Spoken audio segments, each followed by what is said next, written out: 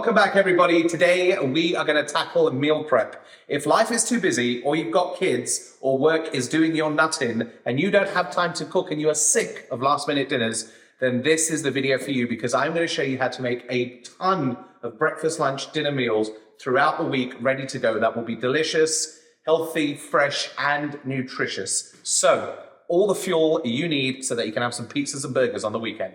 Okay, stick around. Let's get cooking. Lots to do. Now, when it comes to meal prepping, you're going to need some containers, Tupperware, if you will.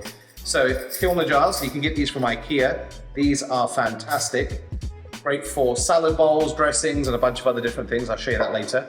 Standard deli containers. These are 500 ml. You can get the liter ones too. These are fantastic. Pickling jars. You can put all kinds of stuff in it. We're going to do some overnight oats. I'll show you those in a minute. And then any kind of Tupperware you can get your hand on. I like these ones. These are glass. They don't stain. You've got a nice little lid. They don't leak. These are fantastic.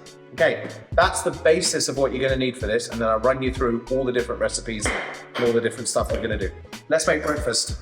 So we're going to do some overnight oats. I'm going to show you a couple of different ways to do these. Really nice. So basically, we've got about half a cup of oats. So we've got 4 there, right? And you're going to bang in a scoop of whatever protein powder you want. I'm using diesel. So this flavor's cookies and cream. Use what you've got, and in the other 2 I'm going to put triple chocolate. Mix that up a little bit, and then we're going to add in half a cup or 120 mils of milk. I'm using that protein milk.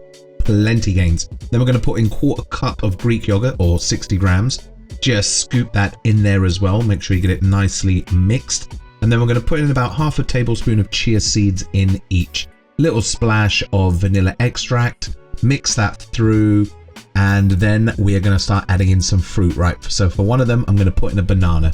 Just cut it off like this so you don't get any of those little scraps. Very nice. Chop that up, and we're going to put this into the chocolate one, I think, because I think that would be a nice little combo mix. And then in the other one, I'm just going to chop up some apple. And to stop it from kind of browning, cover it in a bit of lemon juice and be generous with the cinnamon powder. I think I've gone for a good teaspoon and a bit. Mix that through and add this to your other overnight oats, not the chocolate ones. You can mix up whatever fruit you want. I'm going to just add half a tablespoon of peanut butter to the chocolate ones, crush in some walnuts, optional splash of maple syrup if you like, and then top with fresh blueberries or whatever fruit you have. And put these in your fridge overnight. That's why they're called overnight oats. Delicious nutrient protein power bombs. Okay, let's move on to the egg bites. You're going to slice up a pepper like this. We're actually going to dice it, but this is a nice way to do it so you don't get any seeds.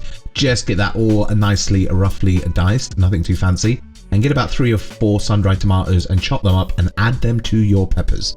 And I'm just going to get some basil, run my knife through that once, and I'm going to put this in as well and set this aside. Okay, I will explain what this is going to be later. Roughly dice up half an onion. You don't need to go ultra fine. Set that aside, and then we're going to put in about 1 or 2 cloves of garlic. I think I've gone for 1 clove here. Just slice that up and put that in. And I've got some leftover sweet potato in the fridge, about 100 grams. I'm just going to chop that up as well and set that aside. I'll show you what we're going to do. This is an optional step, but I recommend doing it. Okay, get a pan on, add a bit of ghee. Get your onions in, start sweating it down with your garlic and a teaspoon of ginger paste. Sweat this for 5 to 7 minutes, and then add a teaspoon of cumin, a teaspoon of turmeric, and then a teaspoon of curry powder of your choice. Just cook that out for a second, then you're just going to add in your potatoes. Give that a little toss through, nice pan action there. And then we're going to add in about 100 grams of frozen peas. We're just going to put it in for a little second, nothing more than a minute. Bit of salt, bit of pepper, mix that through one more time, and that is done. Set that aside. That's like less than 7-8 minutes. Put that in a container and let that cool down in your fridge. Next, you're going to get 8 eggs and crack them into a jug like this. Super easy, nothing too strenuous here. Get them all in, and then we're going to add in about 100 mils of milk. Season generously with some salt and pepper. Plenty salt there. And then we're going to add in about 1 tablespoon of extra virgin olive oil. And then we're just going to blitz this all up. If you don't have a stick blender like this, just use a fork. But I recommend getting one of these. They're a good bit of kit. Okay, once that's done, set that aside. I'll show you what we're going to do. We're going to get a muffin tin. We're going to spray it with some cooking spray and brush that all around. And then we're going to start adding a spoon of our filling into each one of these little tins. You can use your pepper one, and you can split your Indian one as well. Mix it between the 2 and then start pouring in your egg mixture. Just go up to 3/4, don't fill them all the way up to the top because they're going to expand and souffle. Once that's all done, we're going to bake these in a oven set at 400 degrees Fahrenheit for about 20 minutes, I would say. Oh, and don't forget to put a tray underneath, like I forgot. Otherwise, you're going to set the smoke alarms off because it's going to drip to the bottom of the oven. So put a tray in. There you go. After 20 minutes, they should look like this. Risen, puffed up, a little bit golden on top. Absolutely delicious. Now, you can eat these hot or cold. We're going to let them cool down for a second on a little rack, and then we're going to pop them out. And what I do is I'll just put these all in a container, but I'm going to plate one up and show you what a lovely breakfast these will make. Get yourself some of these wassa breads, really, really nice, slow burning carbs, plenty fiber. You can use toast if you don't have these. Put 2 of your egg bites in and just put a selection of fruit in. I've got some raspberries, blueberries, and some gorgeous cherries. I think one just went off the counter there. And there you go. You can put that in your fridge like this and it will stay crispy and the eggs will stay nice and fluffy. Another breakfast done. With the rest of your egg bites, just bang them in a container like this. You can have them as snacks or plenty meals throughout the week. Okay, now we're going to move on to lunch. Get a pound of lean mince. We're going to generously add some salt and pepper to this. I'm going to add a little bit of chili seed because I like it spicy. And then I'm going to add a tablespoon each of fresh parsley and basil. Just plucked it from the garden. Chop that up. Bang that in. And then we're going to grate in generously about a tablespoon of Parmesan cheese. And I'm going to get a slice of bread and make a panade. Basically, I'm just going to cover it in a bit of milk so it goes a bit soggy, and add that to your meatballs, and that's how you get really nice meatballs that stay moist and lovely. Mix that all through, and you guessed it, folks, we're going to make meatballs. You don't have to do this. You can just cook the whole thing off like a kind of just like a brown mince kind of thing. But, you know, I like doing the meatballs. Nice to have a bit of practice. Look at that. I've got 12. Not bad at all. Get them in the fridge. Right. Get 3 chicken breasts, and we're just going to collop them in half. Now what I do here is I marinate these and then cook them the night before I'm going to have them. That way they stay fresh. Get them on a tray, add a little bit of extra virgin olive oil, a bit of salt, a bit of pepper, and then we're going to put on a generous dusting of smoked paprika. It's about a tablespoon. Garlic powder, and then we're going to add in a nice little pinch of cumin, squeeze over about half a lime, and then put in about a teaspoon of cayenne pepper. Flip that over and add the spices and seasonings again on the other side. And then mix that all through, put that in a container, and you got yourself some lovely chicken to have for one of the other lunches we're going to do, which is like a kind of Tex-Mex taco bowl vibe. Right, get yourself 500 grams of shrimp. You can pick these up anywhere. Salt, pepper, these have already been deveined. And then get a bird's eye chili, finely chop that up. If you don't like it spicy, just leave it out. Put that in and then crush in 2 cloves of garlic. Mix that through with a little bit of sesame oil and put that in your fridge. Right, all our meats are marinated for the week. Let's move on to starches. Get yourself about 300 grams of rice noodles. Pour over some boiling water like this. Cover it with cling film, set it aside for 6 to 10 minutes, and that's all you've got to do. This is so easy. You can actually see how quickly these rehydrate and cook. These are great for meal prep.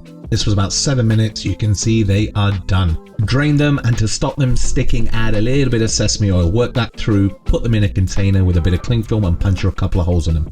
Now I'm going to show you how to make rice as our second starch.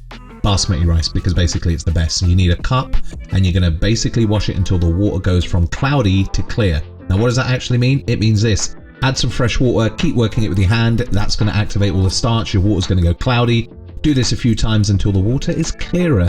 I did it about 4 times in total. Now you can see on this time when I'm doing it, it's not as cloudy. That is perfect. Okay, then we are going to add that washed rice to a pan with enough water to cover your finger up to that first little crease on your index finger. So almost 2 inches of water above. I'm also going to put another pot on for pasta, which is going to be for the meatballs. Nicely salted. Multi-pan cooking. Let's go. Bring the rice up to a boil and then simmer it for anywhere from 8 to 10 minutes.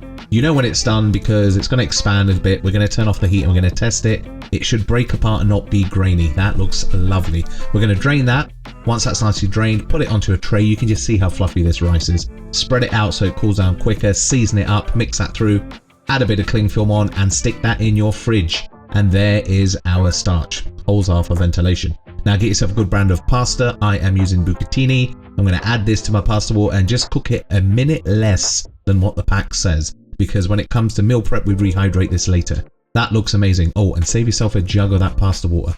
More on that later in the video. Put your pasta into a container, add some extra virgin olive oil so it doesn't stick. Mix that through, add on some cling film, poke some holes in it, put it in your fridge, and all our starches are done. Let's move on to veg.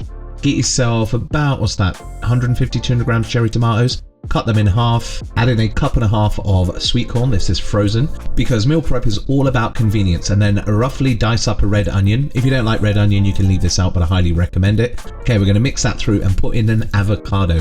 Just cut it across like that. Chop out the stone with your knife. Be careful, don't stab yourself. And then do a crisscross in the actual avocado half. Repeat on both sides and you should be able to scoop this out. Now just be careful, do it on the board, don't cut yourself, and get a spoon and it should come out in one, and you should have a clean avocado shell, just like that. Okay, put this all into a bigger bowl, don't be a donut like me. Add a generous seasoning of salt and pepper, put in about a teaspoon of ground cumin and a teaspoon of ground coriander. And this is a lovely avocado salsa that's going to go with our chicken taco type bowl. Put that into a container, a couple of wedges of lime, and squeeze the lime on before you're about to serve. Set it in your fridge. There's a couple of bonus jar salads. Slice up a red pepper and half a red onion. Set that aside, and a few cucumbers. Just chop them up like this, however you like. And then we're going to get a can of chickpeas. Now in your Coriander jar, put about a tablespoon of extra virgin olive oil. Squeeze it in half a lime or lemon between two. Little splash of maple syrup, and then we're going to put in about a teaspoon of mountain oregano. Highly recommend it. Good bit of salt and pepper and a teaspoon of Dijon mustard. Now mix that through a little bit and then add in your chickpeas, about a quarter to half a cup in each. Actually, that looks like more like a cup actually. Then put in some cucumber and then put in your onions and your peppers. And then we're going to top this with some really nice fresh crunchy salad. This has got herbs and all kinds of lush things in there, all local. Fill that up, give that a good seal, take it to work, and you got yourself a jar salad. Nice little side dish or a little vegetarian lunch. Look at that whopper of a carrot. Okay, now I'm going to peel this and we're going to move on to our Vietnamese noodle dish. Just do nice long ribbons after you've peeled it. Get yourself a daikon, peel that. That's just a Japanese radish, very nice. Just peel ribbons of this. I'm trying to make this as easy as possible for you. Everyone should have a peeler. Okay, get yourself some cucumbers. I've got these mini ones. Top tail them, and I'm just going to cut them into long quarters, just like this. I've got a cup and a half of edamame. You can buy that ready done, and there's your veg prep. Done. Now we're going to add 64 grams or half a cup of water to a jar. We're going to add in a quarter cup or 32 grams of fish sauce, 4 tablespoons of rice wine vinegar, 2 tablespoons of white sugar, 1 bird's eye chili finely chopped up, lovely and fiery, 2 cloves of garlic finely chopped, and about 3 tablespoons of lime juice. Mix that through and we have nok chum. I've made this before on the channel, recipes on the website. Set that in your fridge. Now we're going to make a gorgeous coriander sauce to go with our chicken taco bowls. You're going to need about 2-3 big handfuls there of coriander, 2 cloves of garlic, about a cup and a half of Greek yogurt, squeeze in a whole lime, generous pinch of salt and pepper, and then we're going to put in about half a teaspoon of ground cumin and a couple of spoons of extra virgin olive oil, and you're just going to blitz this up. Scrape down the sides after a minute, give it another little blitz for about a minute or two, and it should be lush and creamy. Put it into a container, set it in your fridge, and look at the texture of that. Oh baby, put this on chicken, lamb, anything you like. Absolutely gorgeous. Now let's cook all our proteins. Get yourself a pan, add a good glug of oil of your choice, add in your shrimp once it's nice and hot, and just give it a couple of flips. You can see how high I've got the flame. This is not going to take long at all to cook. This makes them nice and juicy, about 2 to 3 minutes max. Once they're done, put them on a tray so they can cool down, put them in your fridge, and then we're going to move on to our meatballs. Clean pan, add some oil, add your balls one at a time. Not sure why I was giving it that little swirl DJ action, but felt good in the moment. Flip them until they got a nice little brown on there. I think I had them on for about a minute. You don't want too much of an aggressive heat. Roll the balls round, get them all nicely kind of coloured up, and then set them aside. And then in here we're going to put in a bit more oil, 2 cloves of finely chopped garlic, rip in a couple of handfuls of basil, cook that for about 30 seconds, and then add in some passata. I'm using a muti, a very nice, about 600 mils.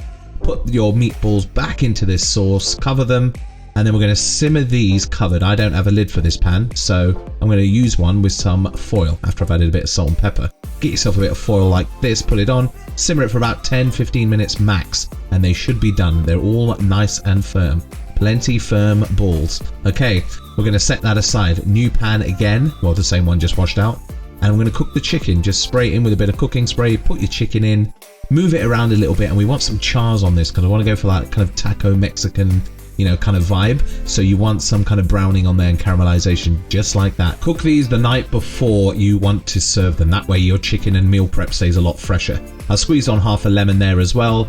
And because we cut these in half, they cook so quick, just like that. They are done in about 4 to 5 minutes. Chicken done, set that aside, and I'll show you how we're going to plate everything up. Let's start with the prawn Vietnamese noodles. Add some of those lovely noodles into any Tupperware container that you have, as much as you want. Add in some carrot to both, and then we're going to add in some of that daikon. We're going to put in some lovely spears of cucumber there.